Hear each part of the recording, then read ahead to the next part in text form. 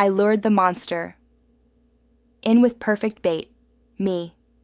The wrong version. Had to end. Prologue. The softening. No one tells you when it happens. There isn't a moment. There isn't a warning. There isn't a line you cross and suddenly realize you're no longer yourself. It happens quietly. You start choosing peace over truth, comfort over confrontation, understanding over boundaries, being evolved over being real. You call it growth, but what you're really doing is sanding yourself down. You learn to speak slower. You learn to swallow reactions. You learn to explain away instincts that used to protect you. You learn to tolerate things that once would have triggered an immediate response. Not because you're weak, because you're trying to be good. And slowly, the sharp edges disappear. The intensity that once drove you gets labeled a problem.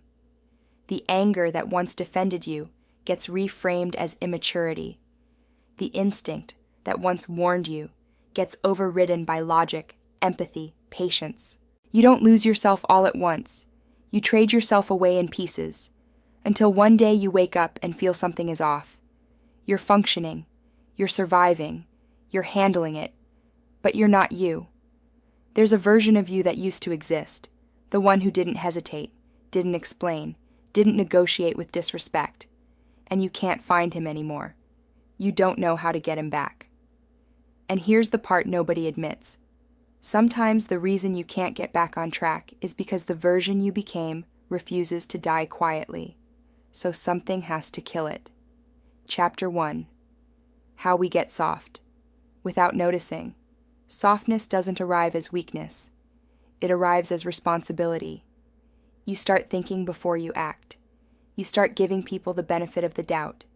You start managing reactions instead of trusting instincts. You tell yourself you're being mature. But maturity, unchecked, turns into suppression. You stop honoring the part of you that reacts fast because it sees danger early. You stop listening to the voice that says, "This isn't right." You override it with rational explanations and spiritual bypassing. "He didn't mean it like that. She's just damaged. I should be more patient. I don't want to be that guy." So you become someone else, someone calmer, someone quieter, someone safer, and the world applauds you for it. But inside, something is starving. Chapter 2. The monster. You keep locked inside.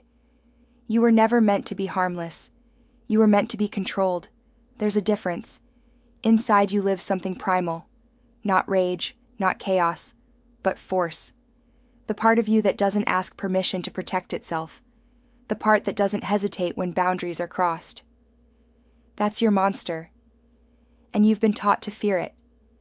Because monsters are dangerous. Monsters hurt people. Monsters destroy things. So you bury it. Like Bruce Banner counting breaths, convincing himself he can stay calm, promising himself he won't let it out. Because once it's out, you're afraid of what happens next. You're afraid you won't be able to put it back. Chapter 3. Why monsters find the softened. Here's something uncomfortable. Predators don't look for weak people. They look for restrained ones. They sense hesitation. They sense over-empathy. They sense people who don't trust their own instincts anymore. They sense someone who won't strike first, or at all. That's when the external monster appears. Confident, charming, dominant, and something in you recognizes it. Not fear, recognition. Chapter 4. When you stop fighting back. At first, you resist. Then you negotiate. Then you endure. Each time you don't respond the way you know you should, something inside you recedes further. You tell yourself you're choosing peace. But peace without power is surrender. And slowly, the monster on the outside starts dismantling the version of you that refuses to fight. Chapter 5. The realization. Nobody admits. Here's the truth most people won't say. At some point, you realize this version of you cannot survive. Not because you're losing, but because you've outgrown who you're pretending to be. And that's when the idea forms. If I can't bring my real self back voluntarily, then something has to force him out. Chapter 6.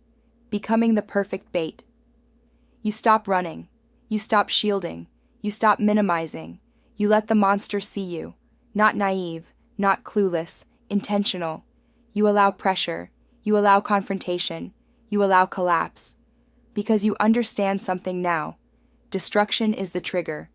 Just like the Hulk doesn't emerge during peace, he emerges during threat. Chapter 7. The fear of losing control. This is the scariest part. You're not afraid of the monster hurting you anymore. You're afraid of what happens when your monster wakes up. Because once unleashed, it doesn't negotiate. It doesn't care about optics. It doesn't care about being liked. It ends things. And that terrifies you. But you're more terrified of staying broken. Chapter 8. The moment it breaks you. Eventually, the pressure peaks. The betrayal lands. The line is crossed.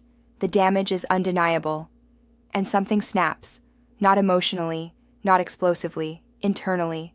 The restraint shatters, and the monster you buried steps forward. Chapter 9.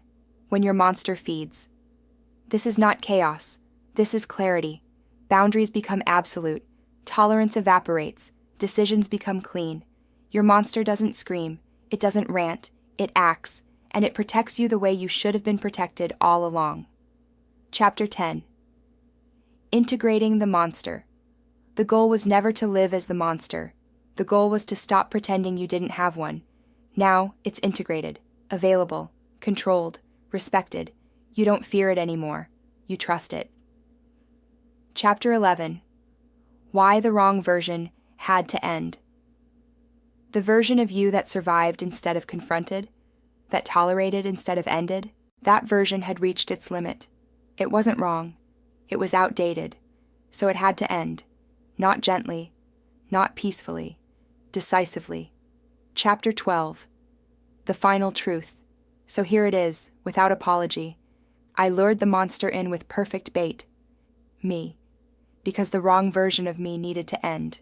And the real one, the one with teeth, restraint, and control, needed to come out. Not to destroy the world, but to make sure the world never destroys me again.